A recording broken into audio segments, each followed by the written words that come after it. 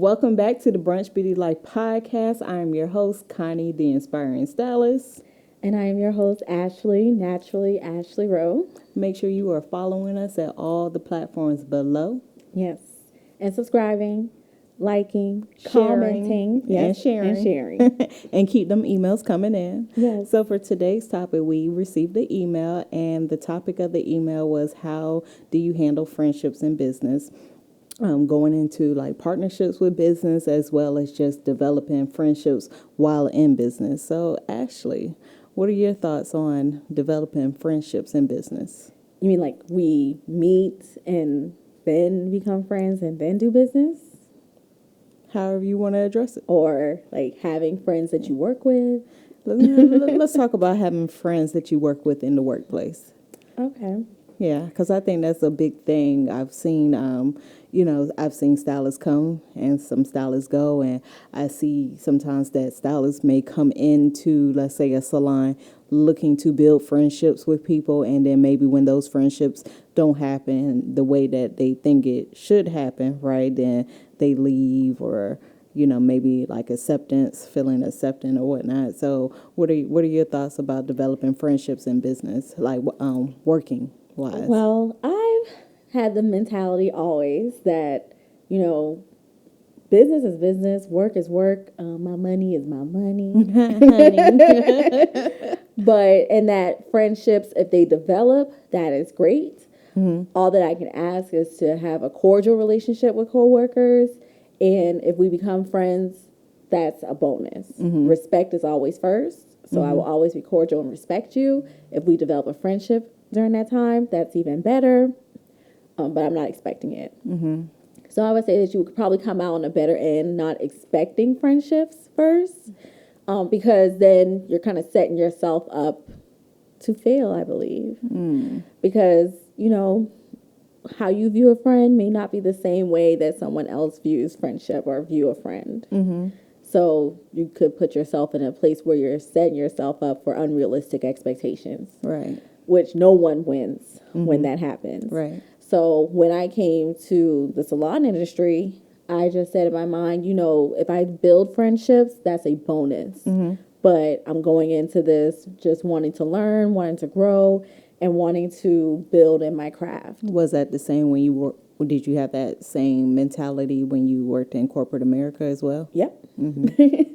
Because things can happen, because business, you have to kind of really separate the two. Mm-hmm. For me, business is business and friendship is friendship. That's personal. Business is not personal. Mm-hmm. And so let's say someone makes me upset on a friendship level. I can't bring that into work. Right? Mm-hmm. I can't now not talk to you all day because you made me upset as a friend. We still have to work together. And especially when you're working in a salon setting and you're working in such close environment with each other, mm-hmm. it becomes very awkward if you do not have a relationship with each other to we talk. Call that disrupting the atmosphere. Yes, and not trying to have a toxic work environment. Mm-hmm. However, like I said, I just always view just trying to make sure that the business part is correct. And then, we can work through with the friendship. And if that happens, it's a bonus. Mm-hmm. I do have a lot of great working relationships that yielded into great friendships. Mm-hmm. And so now we're still able to help each other in our own separate and respective businesses mm-hmm. and keep that same friendship and sisterly bond. Mm-hmm. So a lot of the ladies that are in the suites, because I'm a salon owner in Lucky You and Suites. Okay. And a lot of the ladies that are in the suites, we started off in the salon together. Mm-hmm. So we naturally built a good working relationship with each other that yielded into friendships. So mm-hmm. I have thrown baby showers, bridal showers, bachelorette things, for the girls that, are in my life that I developed those friendships with in the building. Mm-hmm. And also always offer them my help and my assistance and my mentoring and guidance in a business sense. How have you dealt with a fellow colleague that, let's say, y'all were not friends, but yet still had to work together every day? It's being cordial. Mm-hmm. I don't have to love you. I don't have to like you, but I will try to find a way to have a common respect for you. What about the I'm not speaking to her unless she speaks to me? That doesn't work. Because we've seen that I'm not speaking to her unless she speaks to me. I don't speak unless spoken to, right? Now, hold on. Now, I will say, if you're having a day, and I know that you're having a day, and I can tell that your vibe is off, I'm going to let you be in your vibe, because everybody has a day. But what does that have to do with just the mutual of coming in and saying good morning? Like, if someone could be having a day, but it's like, good morning, so-and-so. Good morning, so-and-so. Skip you. Good morning, so-and-so. I've experienced that. I actually experienced that at Lucky You. I know. That's why I'm bringing it up. And I did not like it. And what happened to that stylist? She left on her own accord. But I'm still going to treat someone the way I want to be treated. So even though I was treated in that way, I just still maintain myself because that's the only thing that you can control. I can't control how you act. I can't control how you come in here. I can't control whether or not you speak to me, but I can control the person that I am and who I want to be. Now, I also did maneuver myself. I did move away from that person and move to a different station just because you're not, I'm not going to continue if I already see that the situation is kind of awkward. I'm not just going to continue to do that. That's not going to be good for the whole floor, and that's where you also have to think about the team versus me. So even though I'm uncomfortable and I don't like her and I don't want to talk to her, I'm not going to make it uncomfortable for everybody. Understood. So that's when I was like, you know what? I actually want to move over here. Now, it benefited me because I moved closer to you and that helped me grow in my skill and my speed and my time frame, which is also something I wanted to do. So when I put it out there, I was like, I want to build on my skills. Again, not trying to single that person out and be like, really, I'm moving because I think you're rude and I don't like you. But I could do that, but I didn't do that. I was like, you know what? I want to build on my skill. So I'm going to move over here. And it just went that way. But really, a good part of it is because I don't want to make everything awkward for everybody. Right. Because there's so much that you can take as a person. So I've always learned kind of same model when, you go to school to learn, not necessarily make friends. That will come, but that's not your motive or main reason for going to school, right? So the first salon that I worked in Virginia, I had my homegirl, Whitney. Hey, Whitlock. Mrs. Lumberger now. let me correct this in case her and the hubby is watching. But we were friends. Like, we were cool. We went to school together, cosmetology to school. So that's how we initially met. And initially we wasn't like friends of like best friends. We were cool because we were in the same class. And she told me that the salon she worked for was hiring. So that I needed to get my hours. So it was like, I need to get my hours so I could take state board. So I went to go work in that salon. Through being there, we developed a friendship. But then when we got grown and graduated high school, we became roommates. And that taught me a whole lot about leaving your personal business at home. And when you step across this threshold, that is business. There have been many, many times where we got into many, many arguments, whether it was over Monopoly. Not Monopoly. She know what I'm talking about. And we work side by side, and we go in there act like we're not talking to each other because we got an attitude from what happened. But the phone would ring, and it would be for her. And I'm like, telephone. So we were kind of forced to still have to communicate, but we always was able to like work through our differences and not let it get in the way. But then I remember same salon, another experience, we had this new girl come work in, and she was searching for friendship, like she wanted friendship. And I handle everyone the same way. And then we started having like this conflict, right? She didn't like the way I was talking to her. Oh, you're too harsh. So then I'm like, hey, do you have this? Oh, I'm not no baby, you're too soft, And it was just this like overall conflict, and we had like this blow up, which by the way, never have a blow up on the salon floor.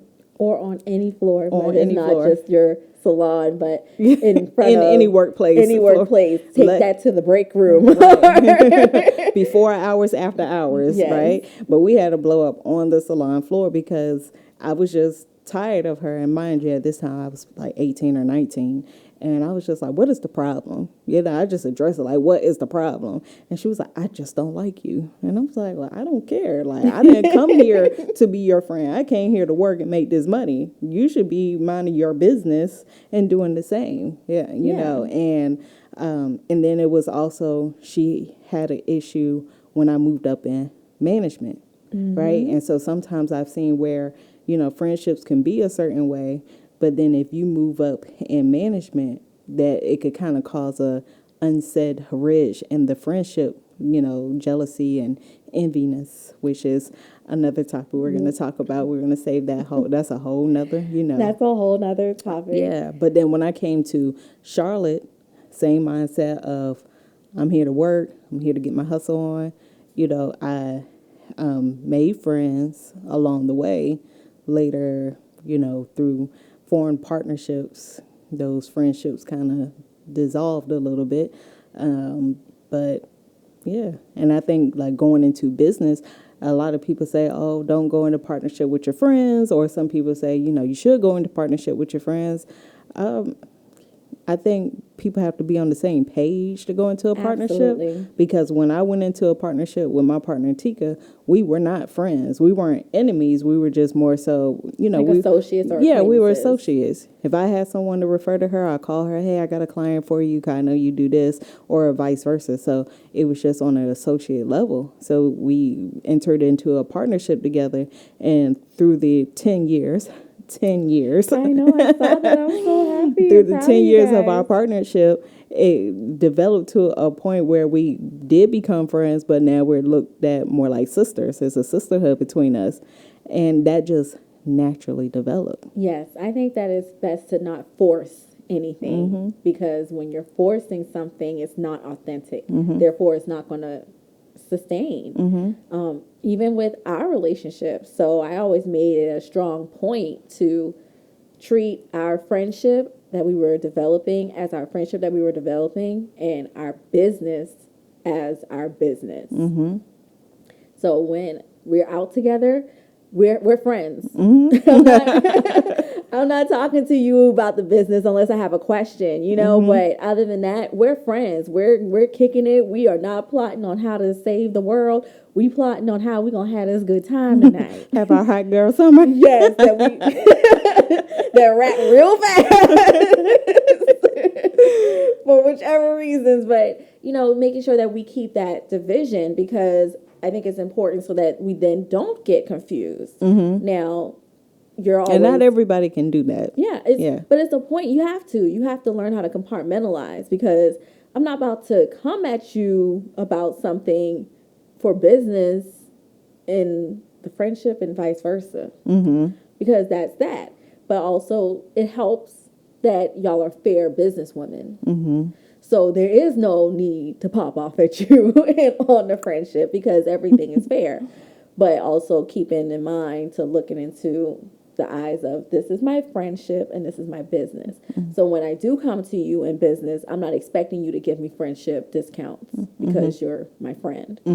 I'm expecting you to be fair to me as the businesswoman that you've always been. So I think that's where people have to really make sure that they're very clear and distinguished on, this is our friendship and this is business. That has nothing to do with the other category. What about when, let's say you're having a partnership and that business dissolves? How do you? I've been through that. Okay. As well. Okay. Talk about it. So during Let them the hear about quarantine and the pandemic, my friend Charity, hey Charity, of her business Truth Be Told, we came together and we decided to do this shirt line and have products line and all that, twisted up in lockdown. It was a thing. You can still see some of my clothes in the pictures. That's right. But I was going to school during that time that we, like a little bit further down, when we'd already had it for a while, but I decided to go back to school, so that was going to limit my time. And we both mutually came to the decision that, you know what, it's best to just kind of dissolve, because the same things that we were doing together, we could do for our respective businesses in our own businesses and promote our own businesses. And so we dissolved it. And we're still friends to this day, because we didn't take business and make it something personal. Right. Now, it also helps that we didn't end the business in a bad way. We came That's together important. and had a good conversation about it and thought about what was fair for each person. And we just talked about it and went fair for each other down the middle. And I think that's what helped us to still have our friendship. So I think it goes into the fact that if you do have respect for your friend and do care about your friend in that way, you're going to act that way mainly in your business as well. Agreed. So we didn't have a big falling out. We didn't have no arguments. It wasn't no Like, shoot her down. We just came together and decided it'd be best for us to do that within our own businesses. And now we are still friends. She got an appointment coming up with me in a couple of weeks. I still do her hair. We still gonna hang out. We still gonna kick it. We're still friends. We're just not in business anymore. So I think it's being very clear about where that line is and making sure that you're not trying to cross that line either way. But you also have to be clear about the expectations. I think that's where people go wrong, is that the expectations are not clear and they're not defined. So therefore, it's a whole lot of gray in there. So with that transitions kind of into just general friendships, because we grown, right? So we get out here, we network, we meet people day in, day out. How does that work when clients become friends? Do you cross that threshold where your client can become your friend? Like, because I know for me, if you're my client, you're my client. I have a very thick brick wall. It takes a lot. And even like I've done clients for, let's say I've been in Charlotte for 14 years now. I mean, I have some clients that I've been doing for the whole 14 years and we have a good relationship, but outside of the salon, if they have something going on, always will show support because they supported me over the years. Yeah. But I wouldn't necessarily say, oh, like, we friends, this is what our relationship is. Now I have strong boundaries. I do have clients that are friends. There's nothing wrong with that. I'm saying that because in a previous episode, you may be sure you can slide that back in there, where I was talking about how I'm friends with my exes. I'm friends with my clients, some of them now, but of course it's based upon us being able to show that trust with each other. And the fact that it works or why it works is because we still keep those areas separate. They're not hitting me up on the weekend being like, oh, hey, girl, can you slide my appointment this way? Can you do this and that? They're still treating the business like the business. Okay. So when I go up on prices, they're not hitting me up like, I know that ain't my price. No, it's yours. It's you too. Right? They're not, trying to take advantage in that way. So they're still paying the same price that everyone else is paying. They're still paying the same way. They're not on let me hit you up next week. Because you my home girl. Yeah, we good. We cool. They're treating the business as just the business and our friendship is separate. So that's where it works. And I've not had it like blow up in my face or be burned yet from it. So that part is great. I probably will not have a client as a stylist again. I won't do that. Okay, because that is the thing too. A client transition into a stylist, and then friendships, whether it work out or whether or not. One thing I do want to say about it is, regardless if they're our friends made, respect and personal. Like you have to respect that person personally, right?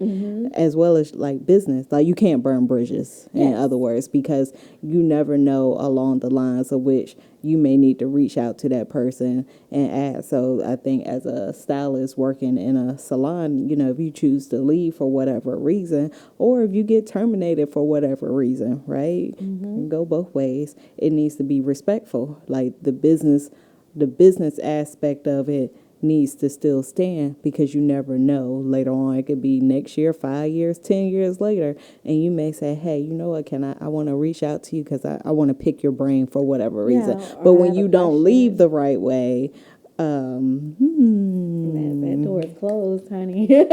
Sometimes you can't come back. Yeah, sometimes you can't. And I will also put it as an example. My sister is my client. My sister books online just like everyone else, and my sister pays just like everyone else. So that's also again showing that that respect has to lie within you, right? So I think sometimes it's mainly about the motives of another person, because and the intentions of the other. Because of course that's my sister. She could say and be however she wanted. You know, she could just be like, I know you always got an appointment for me, and oh, you don't work on Sundays. You are this Sunday, you know.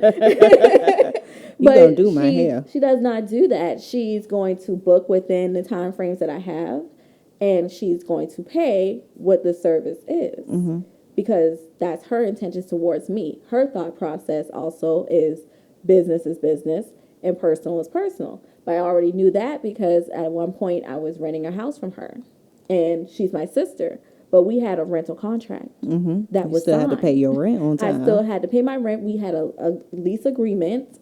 I had to still have renter's insurance, all that stuff, because that's the business. That has nothing to do with the fact that she's my sister. You know, we were both helping each other out. So it's just about the intentions and the expectations and being realistic. I think a lot of times people go into it thinking that they're going to get little discounts or cop-outs or experiences because they're your family or because they're your friend. And if you're going into a situation like that, no, your feelings are going to get hurt. Because business is business. So with that being said, go back and check out the episode about intentions. Because we did talk a lot about the intentions, and even when it comes to like hiring somebody or vetting, like how you vet people, you vet friendships, it is about expectations. What do you expect, you know, and really being clear on that.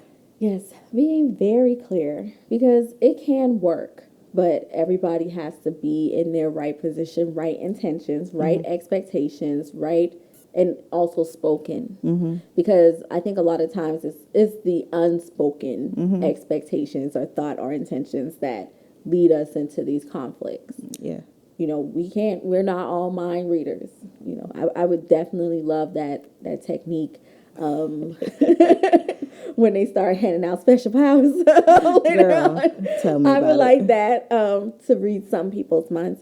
But other than that, we're not all able to have that ability. So a closed mouth does not get fed. You have to say what you want and what you need and really be grown about it and let those things be heard.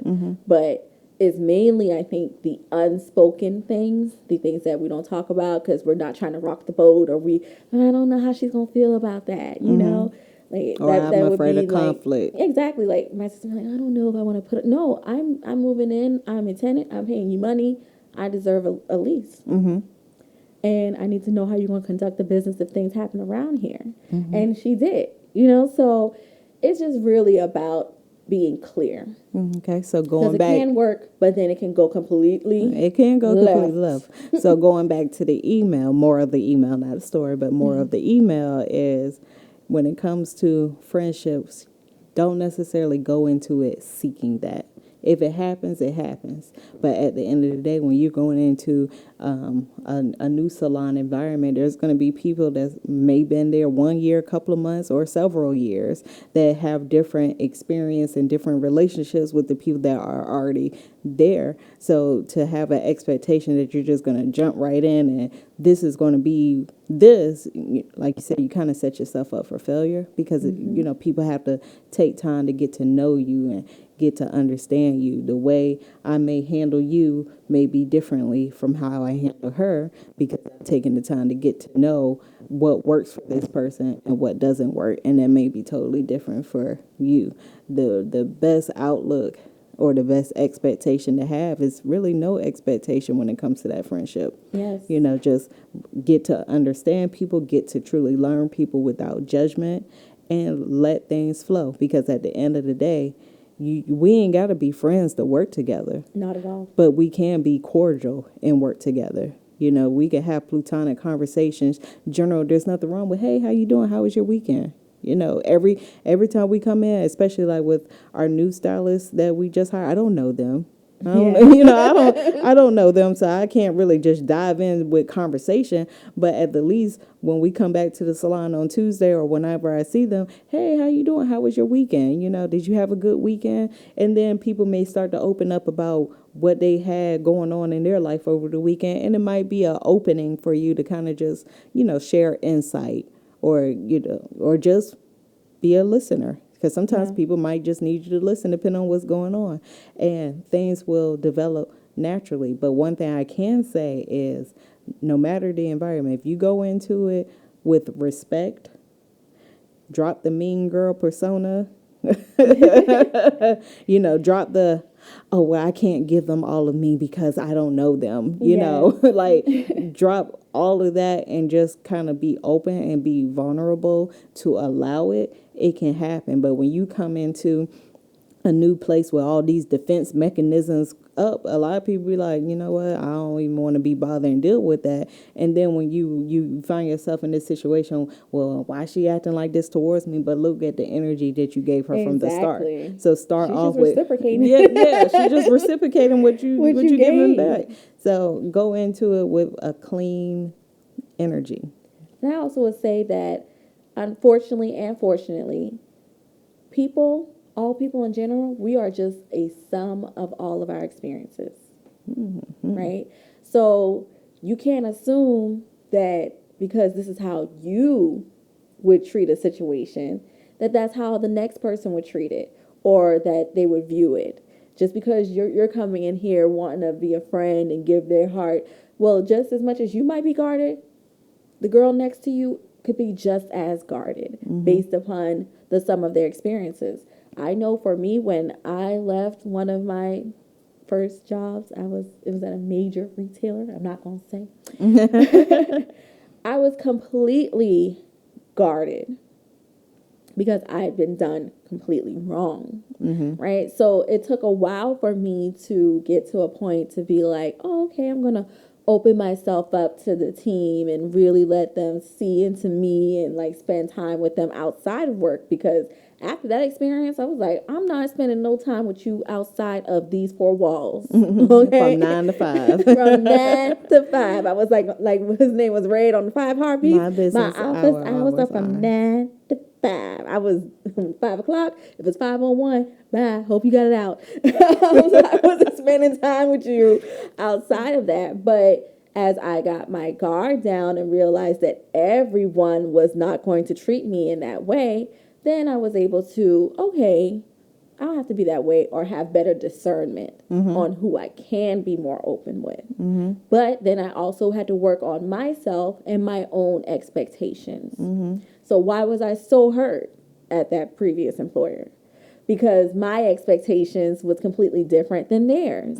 So then I had to check my own expectations, because it's not fair to just dump it on them and be like, well, you hurt me. But also take it like ownership of, well, how did I put myself in a position to be hurt? And I'm not saying that people who are hurt, that you deserve your hurt. I'm not saying that at all. But I'm always self-reflective and self-aware. So that I can be better next time. So what was my own expectations? Did I put that on that person? Did I put that to someone who didn't have the ability to give me what I needed? Or your own conspiracies. Yes, exactly. When we hire people, we always ask them, like, have you ever worked in a salon before? So 9 times out of 10, more than likely, always, yes. When someone says, I don't get along with women and they're out to get me or whatever, anything in that category, then we've seen it happen each and every time where they take that experience and create it in a new experience. Yes, I call it the guilty until proven innocent. Because I feel that a lot of times people come into that experience already making you wrong and making you guilty and making it already be that's going to be the situation. So now I have to prove that I'm not guilty. When you should have given me a nice little clean slate. We don't know each other. So get that mentality out of your head. Everyone is not guilty until proven innocent. It's innocent until proven guilty. I know that's not our justice system, but it is. Don't get you started. Don't get me started. On that note, join us for next week's topic. We want to definitely talk about envy, stylist envy, Yes. teamwork, dream work, because a Everybody lot of want to be a part of a team, though. yeah, but some people want to be team I.